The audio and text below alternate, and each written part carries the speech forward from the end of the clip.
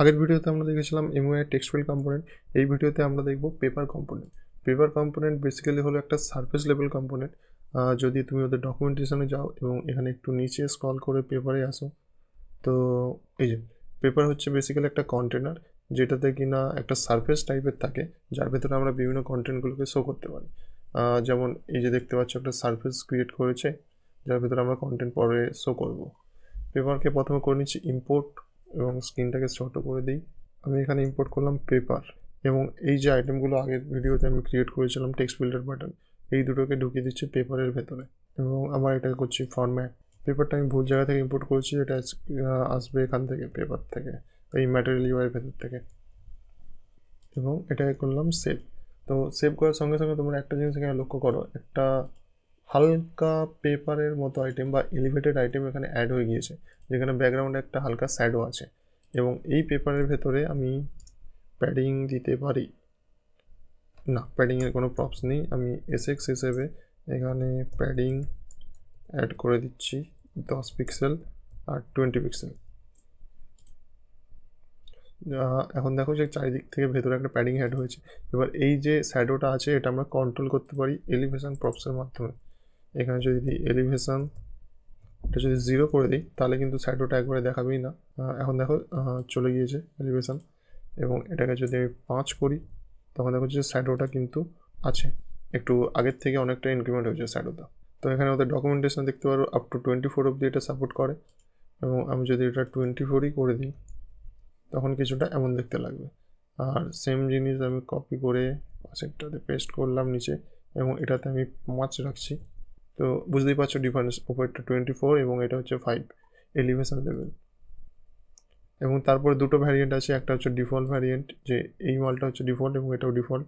এবং এখানে যদি ভ্যারিয়েন্ট আউটলাইন দিই তখন তোমরা দেখতে পাবে যে একটা হালকা আউটলাইন এটাতে পড়ে গিয়েছে। এই নিচেরটা হচ্ছে আউটলাইন এবং ওপরেরটা হচ্ছে আমার ডিফল্ট পেপার কম্পোনেন্ট।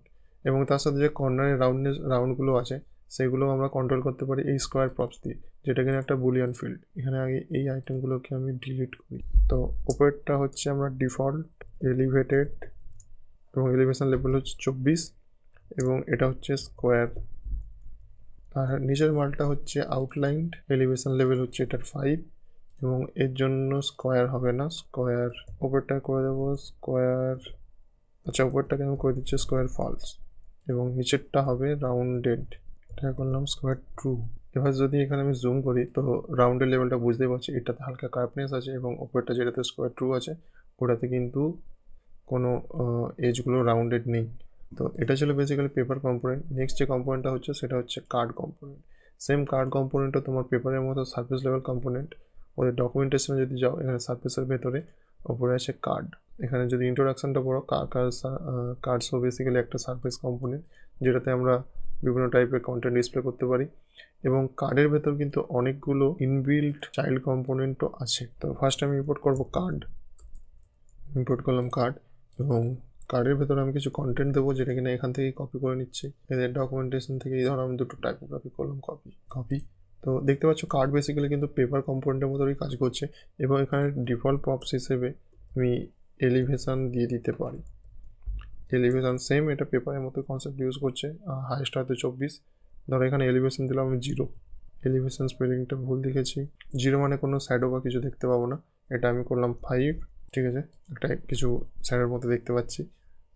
এবারে যাব, তো বেসিক্যালি এবার যদি দেখো যে কার্ডের ভেতরে কোনো প্যাডিং কিছু নেই, এই জিনিসটা যদি আমি এবার কার্ড কন্টেন্ট বলে একটা কম্পোনেন্ট আছে ওর ভেতরে র্যাপ করে দিই কার্ড কন্টেন্ট, তখন চারিদিক থেকে একটা হালকা প্যাডিং অ্যাড হয়ে যাবে। তো বেসিক্যালি কার্ডের কনসেপ্ট হলো প্রথমে কার্ড থাকবে, তার ভেতরে কার্ড কন্টেন্ট, এবং আরেকটা কম্পোনেন্ট আছে সেটা হচ্ছে কার্ডের অ্যাকশন এরিয়া, যেটা হচ্ছে কার্ড অ্যাকশন এরিয়া। তো এই card action area basically use হয় যেন কোনো কার্ডে আমার বাটন রাখতে হলো সেটার জন্য। যেমন ধরো এখানে আমি একটা বাটন অ্যাড করলাম যেটার নাম দিলাম অ্যাড টু কার্ট, তখন ওটা নিচে অ্যাড হয়ে যাবে।